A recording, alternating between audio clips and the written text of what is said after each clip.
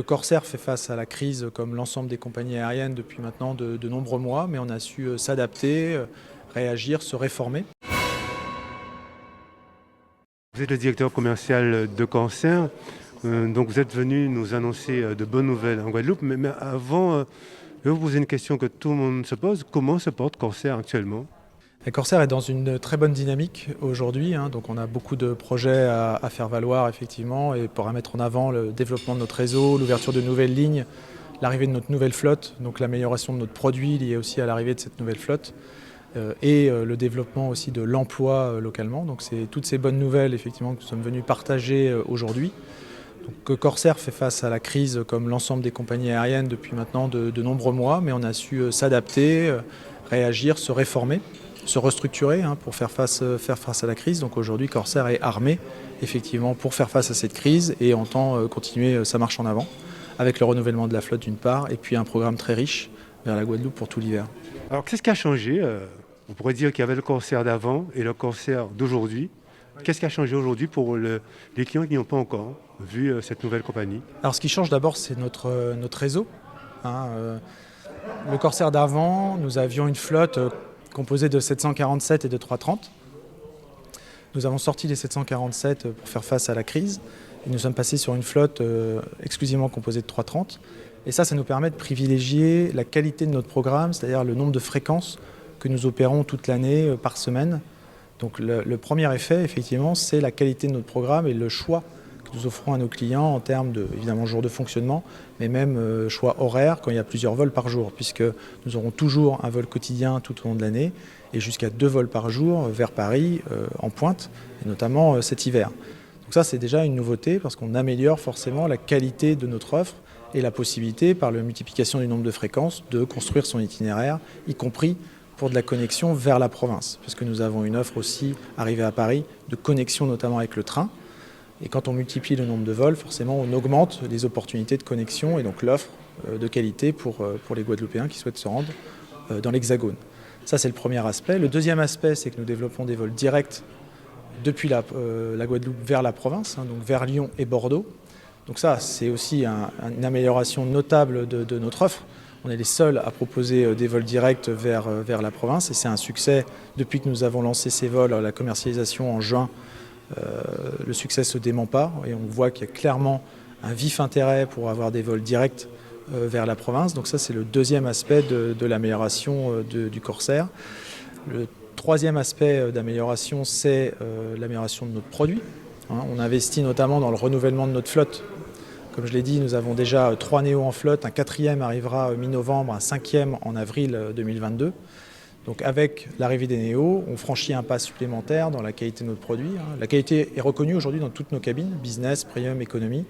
Mais clairement, avec l'arrivée du Néo, on franchit un nouveau cap dans la qualité du produit. Et ça, c'est un axe stratégique majeur pour Corsair. On a toujours été sur cette ligne-là, de garantir au meilleur prix la qualité du produit. C'est jamais une histoire de compromis. On assure la meilleure qualité produit disponible dans l'industrie, et ça dans toutes les cabines, business, premium et aussi économie. Donc on investit dans les nouveaux avions, on investit aussi dans la qualité du produit à bord, notamment cet été, en juillet-août, on a revu complètement l'offre de restauration dans l'ensemble des cabines pour améliorer la qualité. Donc ça, c'est aussi un élément important d'amélioration du Corsair d'avant par rapport au Corsair d'aujourd'hui. Vous êtes venu nous annoncer aussi que vous allez embaucher donc, du personnel aux Antilles, donc en Guadeloupe et en Martinique. Oui, c'est très important effectivement pour nous de peser effectivement et de jouer tout notre rôle dans le développement et dans le lien avec la Guadeloupe. Donc le développement, c'est évidemment le développement de notre programme, le développement de notre offre, mais c'est aussi une mission plus large que simplement le transport effectivement de clients. C'est d'avoir une mission sociétale, et donc par mission sociétale, on entend jouer un rôle en termes d'emploi. Donc on a décidé effectivement de créer des bases de personnels navigants commerciaux, c'est-à-dire des hôtesses et des stewards, qui seront basés donc en Guadeloupe.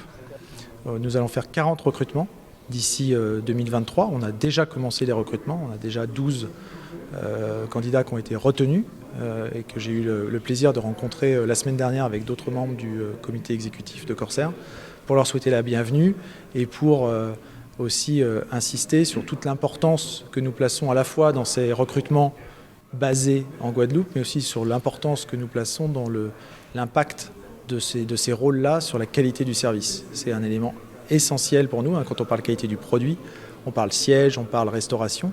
Mais en fait, l'élément fondamental de la qualité du service, c'est la qualité à bord de nos personnels, qui est reconnue aujourd'hui. Et on entend donc investir encore sur cette dimension-là. Quelle différence qu'il y a entre vous et vos concurrents, c'est-à-dire Air Caraïbes et aussi Air France en Guadeloupe? Alors la différence, elle est sur le réseau d'abord. Comme je l'ai signalé, nous sommes les seuls à proposer des vols directs vers la province. Nous sommes aussi les seuls aujourd'hui en partenariat avec Air Antilles à avoir une offre aussi large, aussi riche au départ de la Guadeloupe en régional et en transatlantique. Donc ça fait déjà une différence. En termes de qualité de produit, effectivement, on a une offre complète, tricabine, d'excellente qualité. Récemment, il y a eu un classement effectivement établi par le Travelers Club sur la qualité de notre cabine business, où on est arrivé 3e des compagnies françaises derrière Air Tahiti Nui et Air Calin, mais devant nos concurrents sur les axes Paris-Antilles. Donc ça montre aussi toute la qualité, et c'est pas nous qui le disons, c'est un classement externe. Donc on est au meilleur standard en termes de qualité produit. Et notre enjeu, justement, c'est pour gagner effectivement des parts de marché, c'est de faire découvrir la qualité de notre produit dans toutes nos cabines. Ça, c'est un élément absolument essentiel. On voit aussi clairement apparaître, en termes de différence, c'est souvent mis en avant par nos clients, la qualité justement du service à bord, la qualité de l'accueil par nos personnels navigants commerciaux. C'est une marque, clairement, pour Corsair, de qualité, qui nous distingue aussi des autres compagnies. Et enfin, le dernier élément que je voudrais mettre en avant, qui nous distingue aussi de nos concurrents, c'est notre ancrage local. Donc nous attachons une grande importance à développer beaucoup de partenariats locaux pour aussi être présents dans la vie quotidienne des Guadeloupéens. Donc on s'attache à avoir beaucoup de partenariats dans le sport, comme nous le faisons actuellement avec le Tour de Guadeloupe, comme nous le faisons avec l'Open de tennis, comme nous le faisons avec la Corsair Foot Academy. Et puis nous avons un ancrage local qui nous est aussi apporté par nos actionnaires. Un Corsair fin 2020 a été repris par un consortium d'actionnaires privés majoritairement basés en Guadeloupe et dans les territoires d'outre-mer. Et nous avons aussi dans notre actionnariat les collectivités territoriales de Guadeloupe et de Martinique. Donc ça nous distingue aussi de nos concurrents en termes d'ancrage local, et ça me paraît très important de le souligner.